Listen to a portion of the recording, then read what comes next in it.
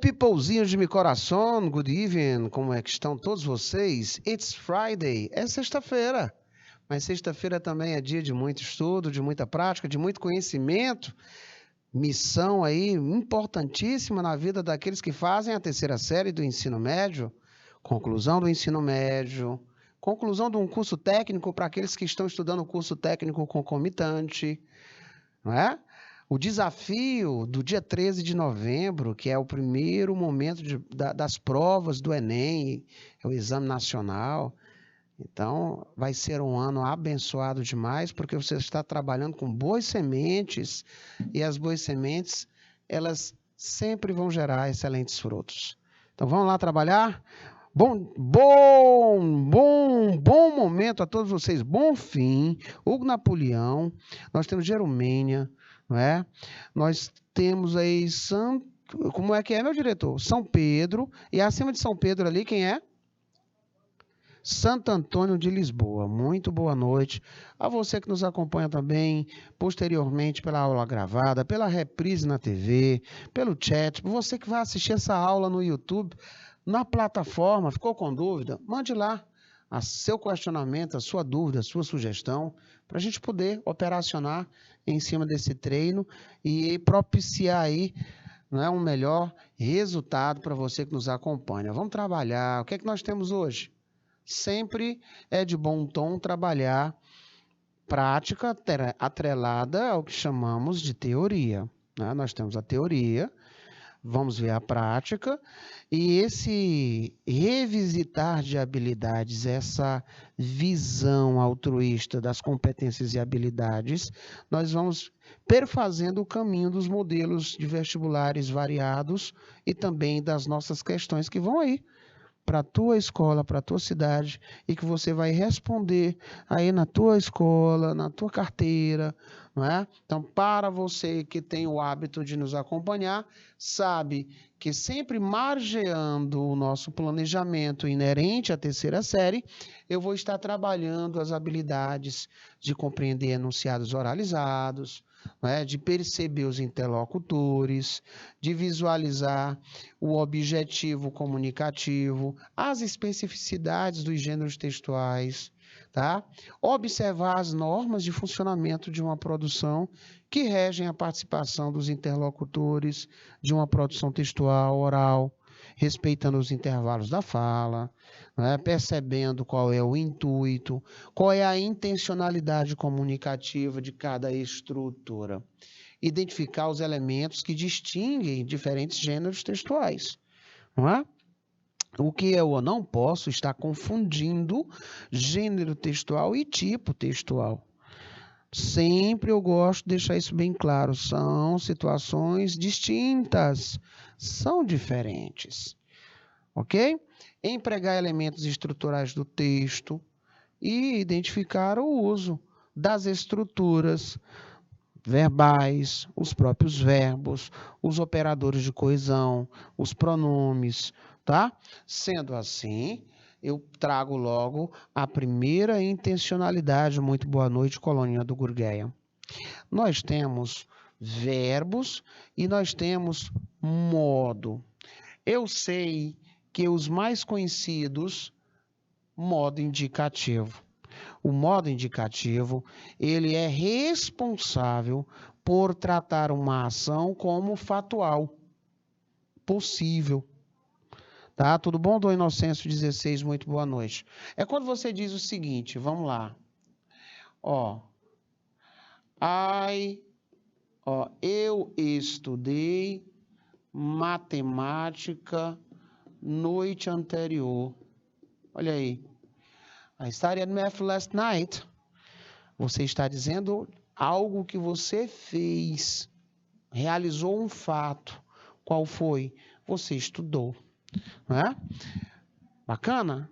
Então, todas as vezes quando nós observarmos situações que nem estas, eu estou querendo repassar para o leitor, para aquele que vai me ouvir, que é um fato perceptível, possível, tá? Aí eu estou falando do modo indicativo. O outro seria já o inverso. O subjuntivo, ele trata esse fato como se ele fosse real, mas não é. ele é imaginário. E ele é fácil de você visualizar dentro da língua inglesa, pois ele é sempre introduzido por situações de frases que vão me conceber essa condição, esse desejo, esta hipótese. Vamos dar um exemplo aqui para você visualizar isso. Ó. If I were you, se eu fosse você, percebeu? Já estou confabulando, já estou imaginando. If I were you, I'd treat, eu trataria your sister right. Se eu fosse você, eu trataria a sua irmã melhor. É uma condição, é uma hipótese, é algo no imaginário, é um ponto de reflexão, é um desejo. Tá? Quando eu faço a incursão através dessas estruturas, eu estou repassando situações que não podem passar despercebidas dentro de um texto. Bom, eu vou trazer um outro que ele também é muito conhecido, que é o imperativo. Qual é o problema com o imperativo, apesar de ser um dos mais fáceis de você reconhecer? O problema é que a grande maioria de nós brasileiros pensamos assim, é um comando, né? É um comando, porque a gente lembra da nossa family, a gente lembra dos nossos parents, eu lembro do meu father, eu lembro da minha mother, né? Me dando aí uma ordem, um comando. Tá? Mas não é só o comando. Ele pode também ser utilizado para instruir, orientar. Ele pode ser usado para conselho. Ele pode ser utilizado para sugestionar, para fazer um pedido. E para tanto, eu posso dizer de forma negativa. Olha aí, ó, bem enfático, não entre. Do not enter. Muito presente em filmes, em placas. Eu também posso falar de forma abreviada. Estou zangado com alguém, digo don't talk to me. Não fala comigo. Eu também posso dizer o seguinte, ó. Open your eyes. Abre os seus olhos. Né? Open your eyes. Abre os seus olhos. It's a sunny day. Está um dia ensolarado. Open your eyes, né? Posso dizer. Eu posso dizer assim, hey, let's study together. Vamos estudar juntos? Sugestionando aí uma situação de estudo. Eu me incluí no processo, tá? Eu também posso utilizar aquela palavrinha mágica para tirar mais o peso, ó.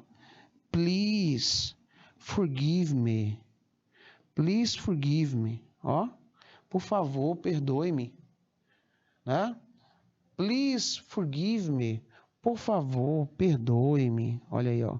Please forgive me. Tudo isso aí, modo imperativo. Então, fica aqui grafado que para fazermos o imperativo, você vai trabalhar diretamente com o verbo, saindo da qualidade do infinitivo, que é a representatividade geral dele, é a presença da preposição to. Ó, to think é o verbo pensar, raciocinar. Né? Quando eu reescrevo, ó, think about us. Think about us, ó, pense sobre nós, tá? Raciocine sobre nós. É o modo imperativo. Professor, quer dizer que basta tão somente eu reescrever aquele verbo sem aquele TO ali, exatamente. Então, quando é que eu tenho a presença do imperativo? Vamos lá, propaganda, não é? As pautas publicitárias, apelativa, né? Eu tenho, por um exemplo, um gênero textual muito utilizado, bula de remédio, manuais de instrução, receitas culinárias, ao passo que eu posso ter uma descrição, eu também posso ter um texto injuntivo, posso, com a predominância do modo imperativo, porque ele vai dar comandos, né, em que eu, seguindo esses comandos, eu vou acertar, eu vou ter êxito. Então, olha a importância, né?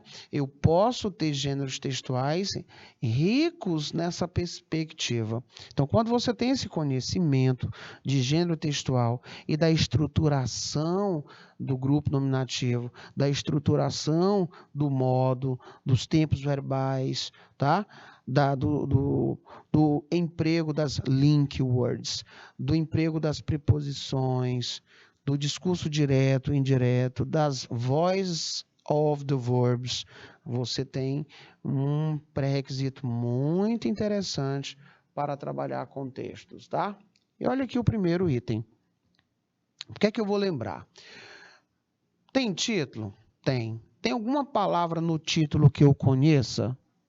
Tem alguma palavra parecida com a língua portuguesa?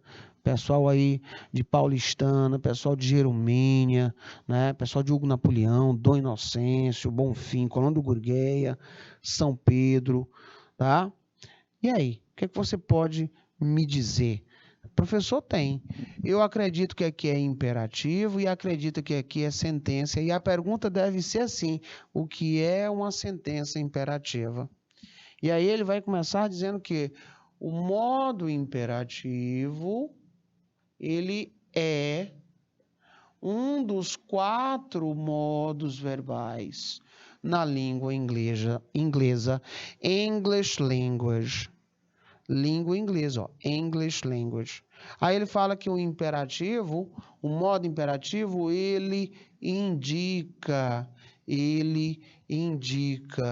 um estado de comando, um comando.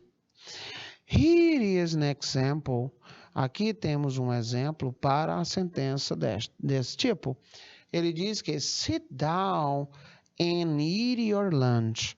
Sente-se e coma. Sente-se e alimente-se, né? Sente-se e coma. Ó, sit down, sente-se. Aqui no Nordeste a gente diz assim logo no direto, né? Senta bem aí.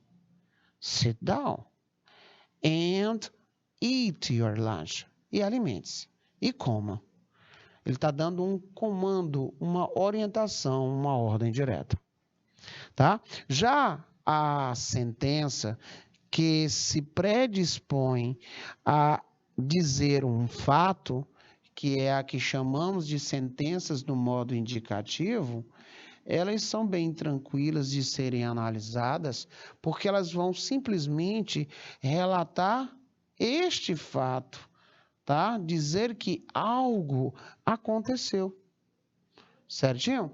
Então, eu vou ter que agora atribuir um praticante da ação que é chamado de sujeito.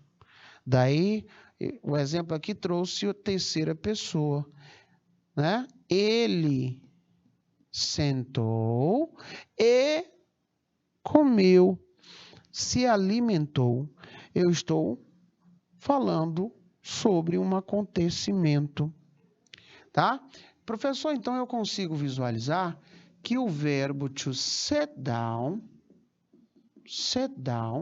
que é o verbo sentar-se, eu peguei esse verbo, né, e eliminei isso aqui.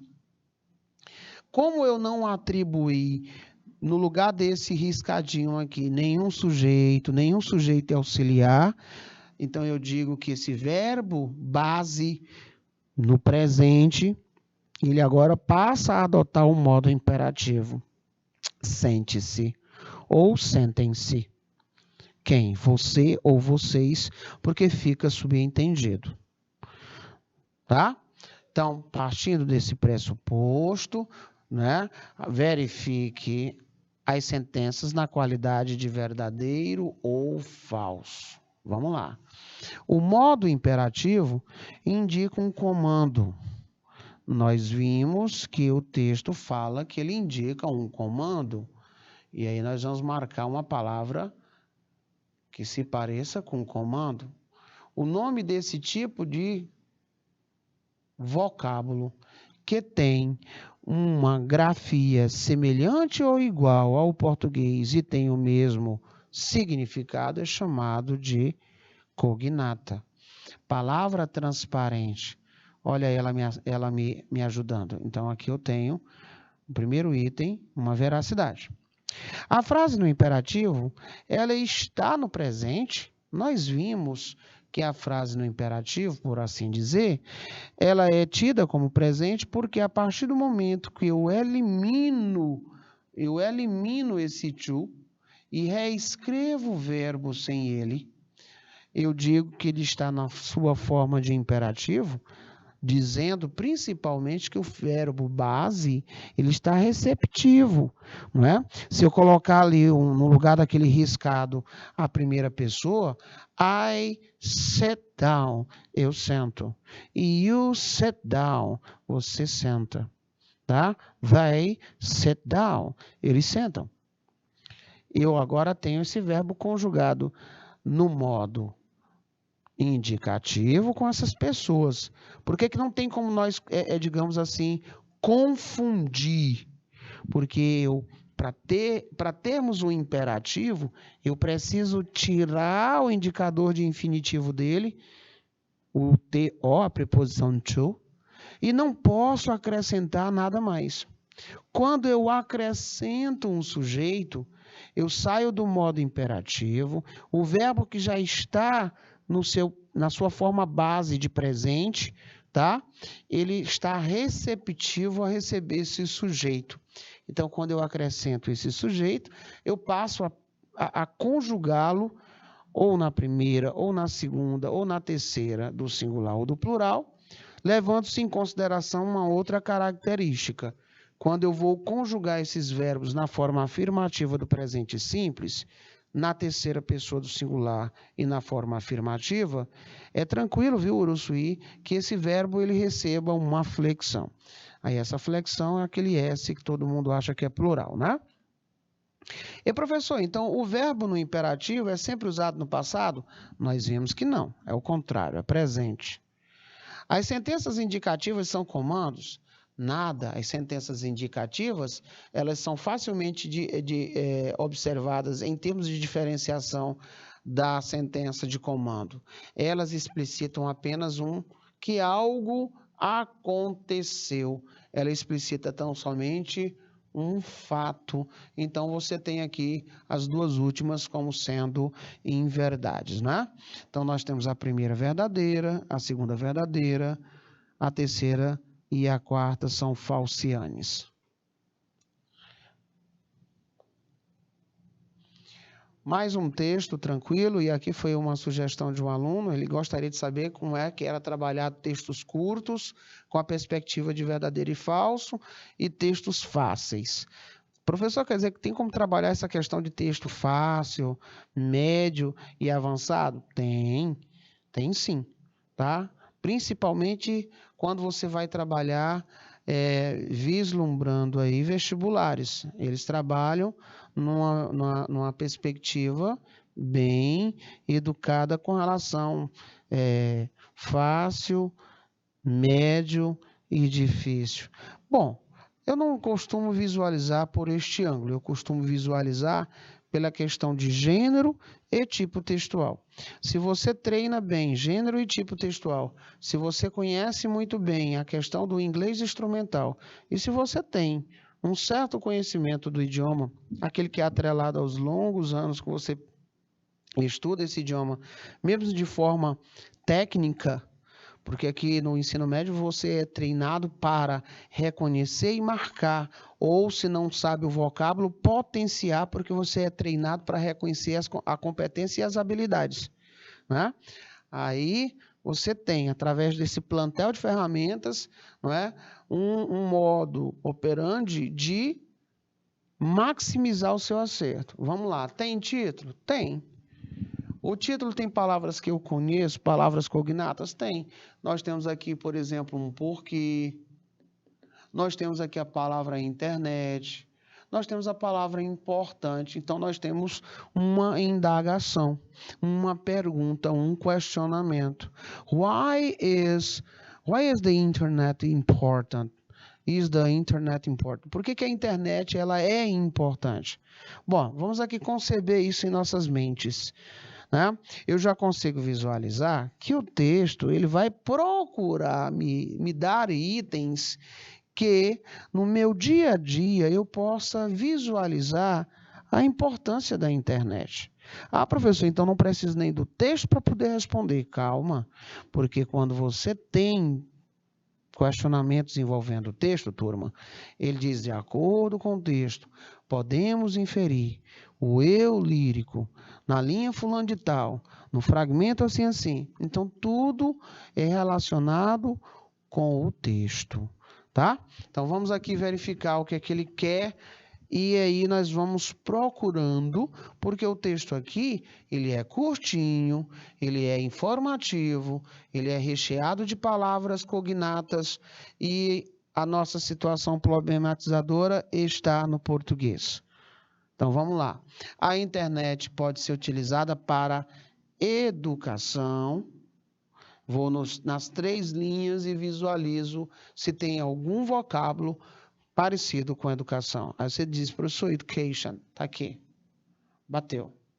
Vou voltar um pouquinho e ver o que é que ela pode me dizer. It can be used for. Então, ó, pode ser usada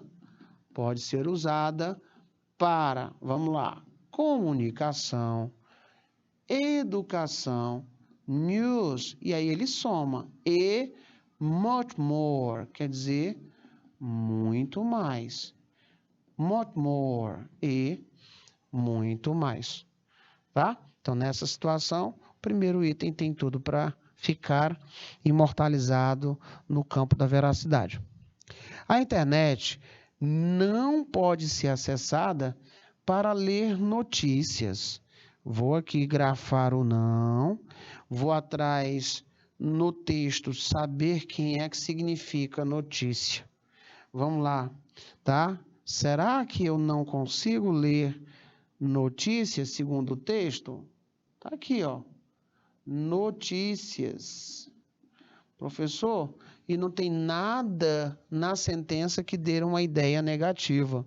Então, senhores, tem tudo para nós termos uma falciane. Então, verdadeira na primeira, falciane na segunda. Item 3. Ele diz que a life, o que é a life? Vida, né? De uma pessoa. Como é que é pessoa? Person, está no singular, person, no singular. Ela pode ser, como é que pode? É um modal, ó. Can be.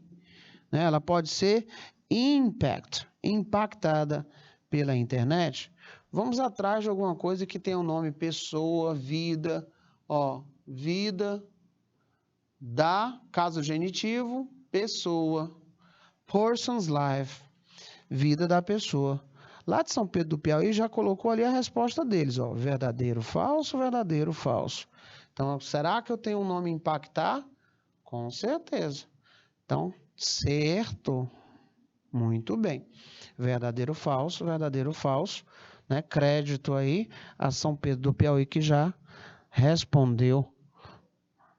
Vamos lá, mais um pouquinho adiante. A internet não é uma ferramenta que facilita a vida das pessoas. Gente, nós sabemos nessa linha de debate que a internet ela é uma ferramenta que facilita a vida da pessoa. Mas cuidado, o texto pode ser crítico, pode ser uma análise, né? E aí ele pode ser um ponto particularizado de alguém. Vamos ver se eu consigo visualizar isso. Será que não é? Tá? Aqui nós vimos que não está fora. Ela pode sim. Como é que é ferramenta em inglês? Olha lá. Ferramenta. Tools. Né? Eu acho isso aqui, com certeza. Olha aqui, ó. Ferramenta. Olha aí, ó. Ferramentas. Então diz assim. A internet, ela faz parte da grande maioria da vida das pessoas, né? Ela realmente demanda grande parte de nossas vidas. It is one of, é uma das ferramentas that, pronome de relação, relativo, né? Que, pronome relativo, que, então ele é uma das ferramentas que, deixa eu colocar aqui, que can, pode impactar a person's life, a vida de uma pessoa. A internet fez as nossas vidas,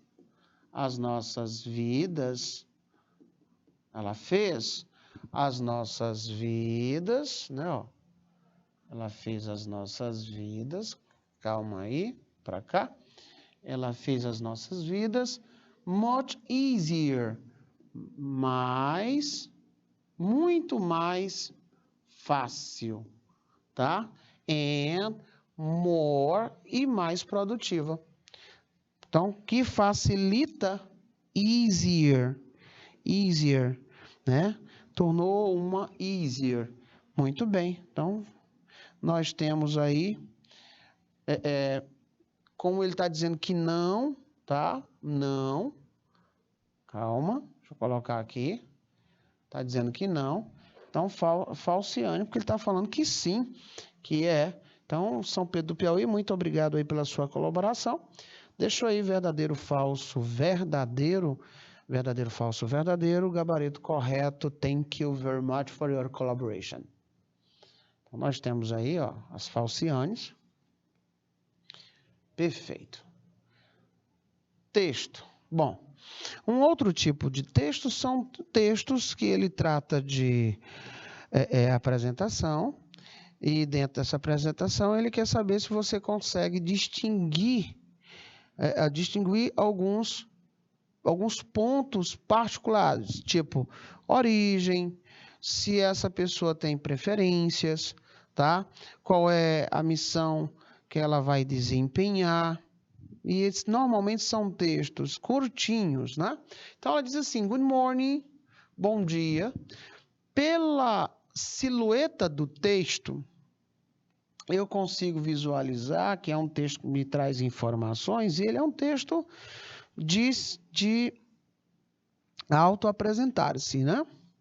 Eu sei que o ambiente aqui é o ambiente escolar, eu consigo visualizar aqui uma pantalha, eu consigo visualizar aqui um blackboard, né? Um texto, um quadro negro.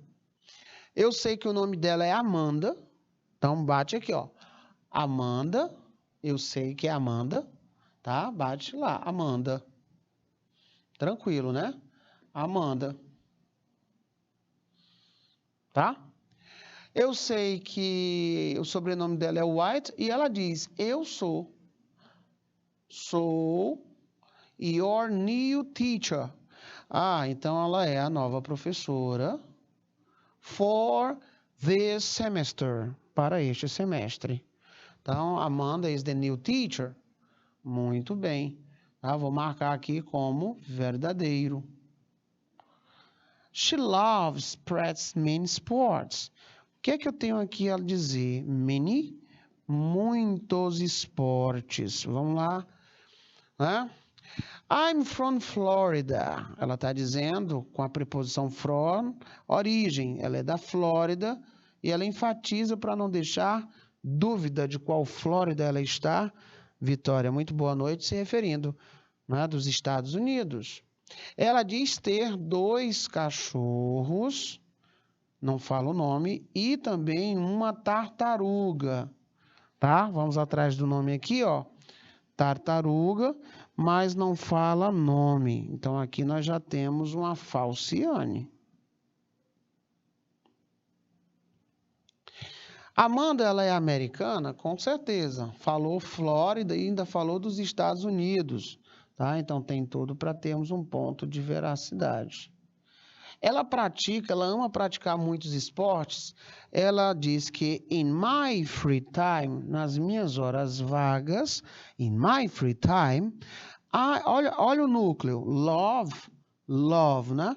Eu amo. Pronto, ela só pratica um, porque o resto ela gosta de piquenique no parque.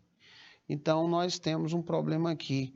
Não são muitos esportes, lá teve apenas a citação de um. Então, nós temos verdadeiro, falso, falso e verdadeiro, tá? Esses onde tem aí o X, eles estão com problemas. Mais um texto tranquilo, acessível, né? Vocabulário basilar. Vamos lá. Selfie, né? Selfie foi uma palavra muito utilizada em 2013. Aí diz que os dicionários da Oxford hoje anunciaram selfie, né? A nível mundial. A palavra tida como palavra do ano é aquela expressão que atraiu um grande número de interesse durante o ano. Aí ele fala que selfie, ele é um substantivo, que ele é informal, diz a forma plúrica dele, e ele fala a definição. Uma fotografia que alguém tira de si próprio, tipicamente através do smartphone, vamos alternar ao conectivo, ou webcam, vamos conectar, vamos atribuir, incluir óleo conectivo e, posteriormente, fazer um upload nas mídias sociais. Ele, então, disse o que era selfie. E aí ele falou como é que é a manifestação de uma palavra para ser tida como a palavra do ano. Aí onde está o erro. Palavra selfie foi a mais utilizada em 2013? Não, ele falou que palavras mais utilizadas em um determinado período, elas são tidas como a palavra do ano. Selfie quer dizer foto postada em rede social. Nós vimos que, de um modo geral, isso foi falado nessa última parte que está sublinhada. Selfie foi a palavra do ano em 2013? Bom, mais utilizada e palavra do ano, ele diz que para receber essa titulação, tem que ter esse momento de busca avançada. Portanto, não resta dúvida que apenas a letra B de bolacha. Professor, esse já foi um texto mais que exigia um pouco mais. Perfeito. Vamos lá. Leia o seguinte trecho da música. Então, ele já está me dizendo o gênero. Canção musical. Tem título? Tem. Nova York, o nome da cantora, Alicia Keys. Eu conheço a cidade de Nova York. Já vi em filmes. Ela é muito usada em cenas de filmes. Então, a cantora diz aqui nesses primeiros fragmentos da canção que ela cresceu, que é famosa, né? Principalmente porque é cenário de vários filmes, movie scenes. Ela é barulhenta, há sirenes por todos os cantos, tá? Ela fala na questão das ruas, ela fala sobre que podia estar em qualquer lugar, né? Ela fala sobre as luzes e ela diz que o nome dos grandes são encontrados lá na Broadway. Aí ele exige esse conhecimento, que é a Broadway. É um lugar, não é, de apresentação de grandes celebridades que têm realmente um know-how a nível bem expressivo. Tá? Então, agora marque o item que melhor descreve o que é abordado no trecho acima. A cidade de Nova York. Então, ó, não tem como eu eliminar, tá? Ó, a cidade de Nova York tá certo, ó. Cidade de Nova York, cidade de Nova York, cidade de Nova York. A cidade retratada na música pode ser comparada a uma cidade pacata no interior do Brasil. Nada, não tem nada de pacato, nada de interior. É uma metrópole, tá? A cidade de Nova York não é uma cidade muito conhecida. Ela é uma cidade muito conhecida, é tão tal que ela fala cena de vários filmes e ainda, inclusive, traz outro, a Broadway. A cidade de Nova York é bastante popular e glamurosa. Olha só, cenas de filme, Broadway falou do glamour. A cidade de Nova York é popular, mais silenciosa. Não, porque ela diz ali que ela é, ó. Ela também diz em outro momento assim, ó, que há, ó, sirenes por toda parte.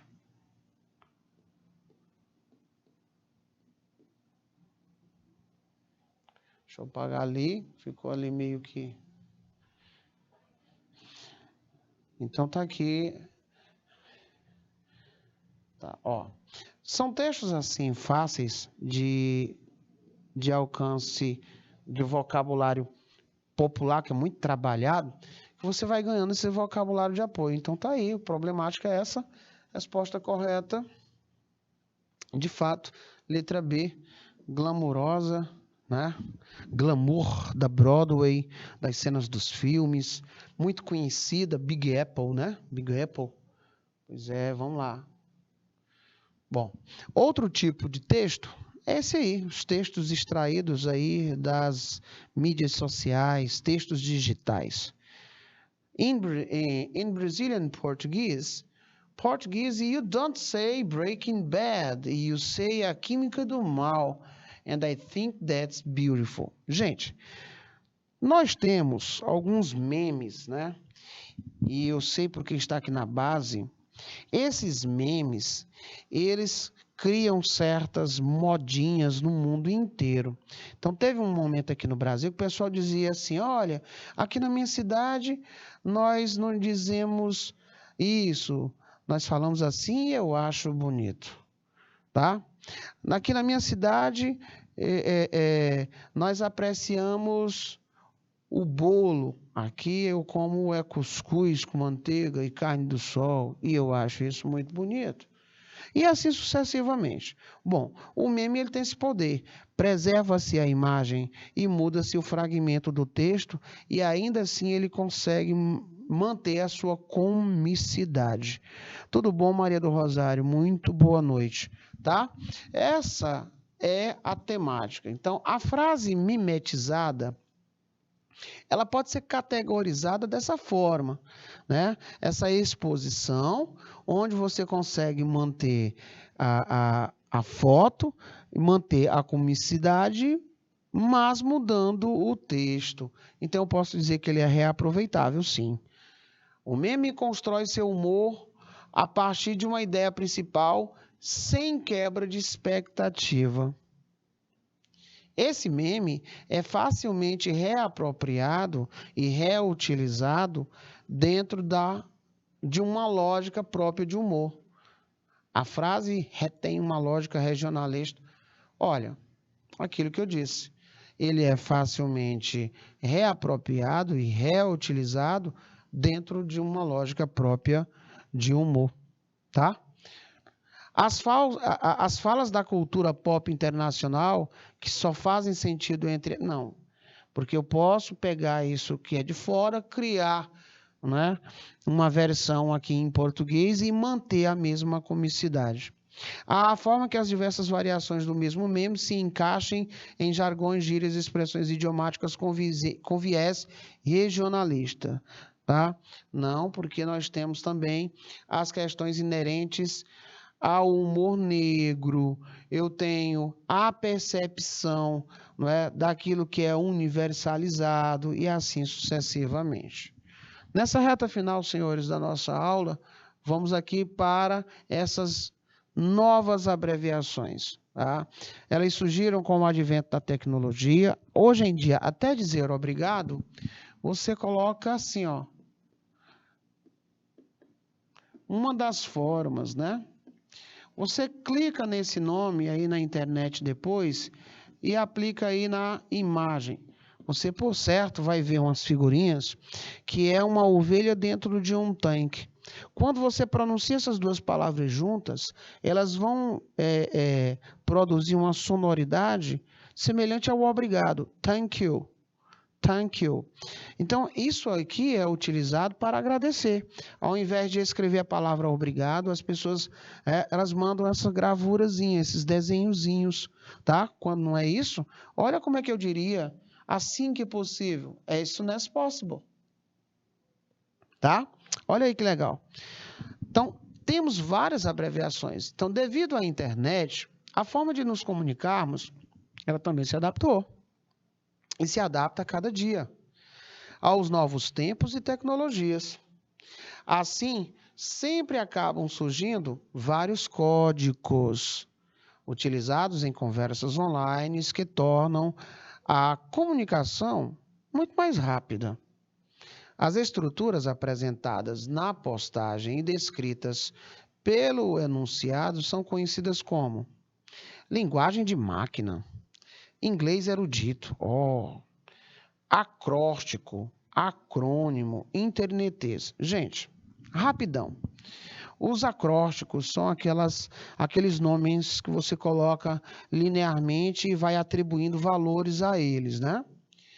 O acrônimo é a primeira letra do segmento de uma frase que você junta e lê como se fosse uma palavra. Por um exemplo, você não esquecer mais. Lá nos Vingadores, o cara se apresentou como o representante, né, de uma organização intitulada como SHIELD. E aí ele diz, olha, é uma abreviação porque o nome é muito grande.